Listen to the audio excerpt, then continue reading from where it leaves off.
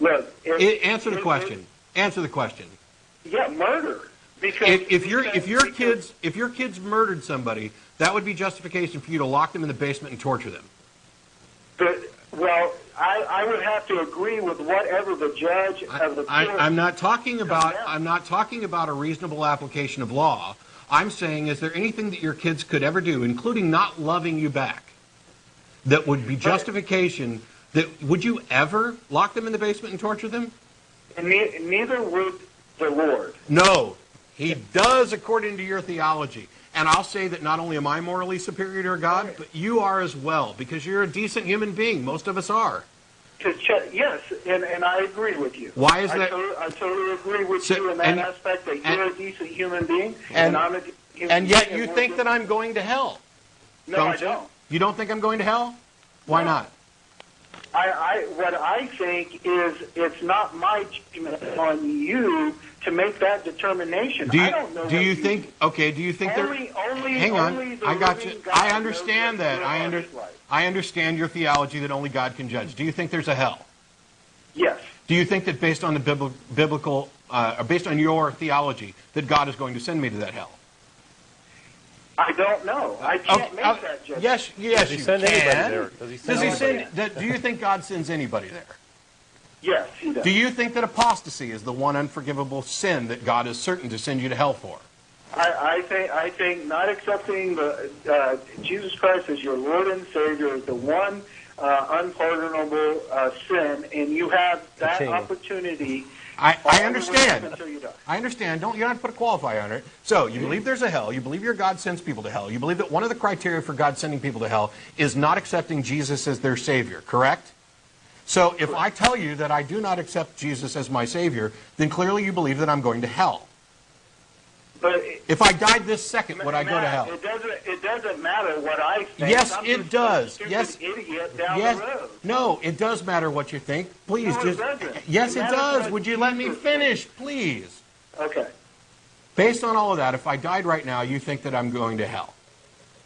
The question is, do you think I deserve it for that? I think only God can make that judgment. Oh, God, you're done. Go away. If you can't think for yourself, no wonder you believe in a God. If you're so unwilling, that tells me everything I need to know. That right inside of you, right now, dealing with those difficult questions, there is a moral struggle where you're beginning to realize that you are more moral than the God that they've forced you to believe, that they've conned you into accepting. You don't believe that I necessarily deserve to go to hell for exercising the quote-unquote free will that you think your God gave me. You don't think that the dictates of a conscience, whether or not somebody believes, is a sufficient justification for eternal torture, and yet you're just too damn cowardly to say it. You are better than your God. You are better than your religion. So am I. So is Don. So is damn near everybody on the planet. I wish you people would wake up and see this. Stop apologizing for this. It's not the good book. There's nothing good about it. All it does is poison minds. All it does is make you sacrifice your humanity, the only thing that you have that is of any value, in order to sit around in deference to your gods. While Don was talking, I reject the notion of sin, and you talked about whether or not I'm more moral. I made a list of things that I might consider sins if the concept of sin were valid. Number one, credulity, gullibility. I'd say that's a sin. Voluntary, willful ignorance. I'd say that's a sin. Letting fear prevent you from understanding reality. I'd call that a sin. Limiting the rights and freedoms of others in order to make them abide by your standards. That's a sin. Sacrificing the mental, emotional, and physical well-being of a child in deference to your religion. That's a sin. Wasting the one and only life that you know you're going to have, worrying about and working for an afterlife that somebody told you might be there, that's a sin. And it's a shame that so many people are so sucked into this religious thing that even when you lead them down the path step by step, as soon as they get to the point where they'd have to admit that, yes, when I think about it, that is an immoral thing, they instead have to add 20 qualifiers and buts and maybes to their answer, just like you did. Your God isn't real. He's not moral. The Bible isn't moral. Islam isn't moral. None of these religious systems, anything that deteriorates the value of human beings, anything that hangs on to Bronze Age ideals about genocide and slavery and murder and deference to higher powers, none of those things are moral. We've graduated beyond that, and I'm sorry that we've had to drag religions kicking and screaming in the 21st century, but some of you got to let this stuff go. You're not going to get anywhere until you realize that it's okay not to be afraid. It's okay not to say, you know, I think slavery is wrong. I think slavery was probably always wrong. I think that you're probably a good person. And yeah, that does sound like a crappy system. There are some Christians who've done that. Billy Graham, for example, doesn't think that hell is eternal torture and torment. He thinks it's separation from God. Others have gone a step further and said that, well, it's not hell, it's annihilation. When I'm dead, as an apostate, heretic, godless, heathen, proud, atheist, blasphemer, I won't go to hell. I will simply be annihilated. That doesn't really soften the issue for me, because they still believe that somebody's getting an eternal, wonderful, blissful reward based on the fact that they believed something in the face of evidence to the contrary. A God that rewards credulity, a God that sanctions slavery, is unworthy of any kind of reverence or respect or devotion. I'd sooner worship Don. Don is a decent person with decent ideals. I would bow down on my knees and worship Don's ideals before that from your church. It's insane. Hey, careful now. It's insane. We've only.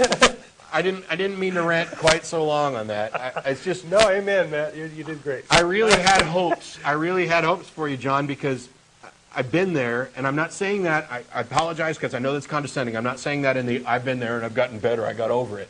I had hopes because those are the same types of discussions that I had with myself, that I had with other people, that helped me to finally realize that I could no longer rationally support my beliefs. I couldn't live up to the obligation of 1 Peter 3:15. I couldn't, and I thought you were going to reference Romans 1:19 through 22 or 23 or something as an argument for the moral code that everybody seems to have, and that might have been a different conversation. But I was really optimistic. And it's not that I'm unwilling to talk to you again. I am. Call back some other time. Email us, tv@atheist-community.org. Hell, if you live here in Austin, which you evidently do, we can go out for drinks and talk about it. But I have no interest in having discussions with people who are so tied up that they're unwilling to answer a question honestly. When you asked me if my kids committed a crime, if it was my duty to say you need to go to jail and serve the time, I didn't hesitate. Yes, that's the answer. That's the law. That's the ethical responsibility. It would break my heart. I don't actually have kids of my own right now.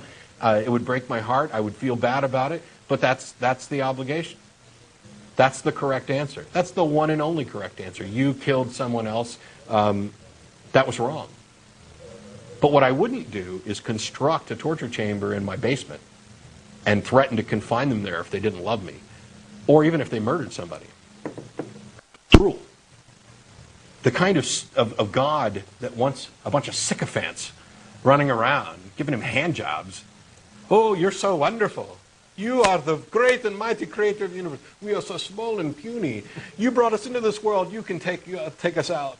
We are worthless without you. There's a girl who's been writing articles at ETSU, and I've been commenting on them. She's a nice student, pretty sure she's a nice person, and what she says is, I'm nothing without God. And yet people ask, what's the harm of religion? It's just, we cite all these different problems with religion, the global gag rules and things like that, the oppression of different people. There's a bigger harm with religion, and it's the reason why I'm outspoken about it. And that's because the average feel-good, Johnny in the pew person who is decent and kind and loving and good to their family and generally a good person to be around has polluted their mind to the point where they are unable to take credit for their accomplishments and responsibility for their actions. They are unable to interact on an interpersonal level with the people around them to build a community in this cooperative society where that is absolutely essential. They have got this mentality that they are worthless without God. Without God, I couldn't breathe. The guy calls in all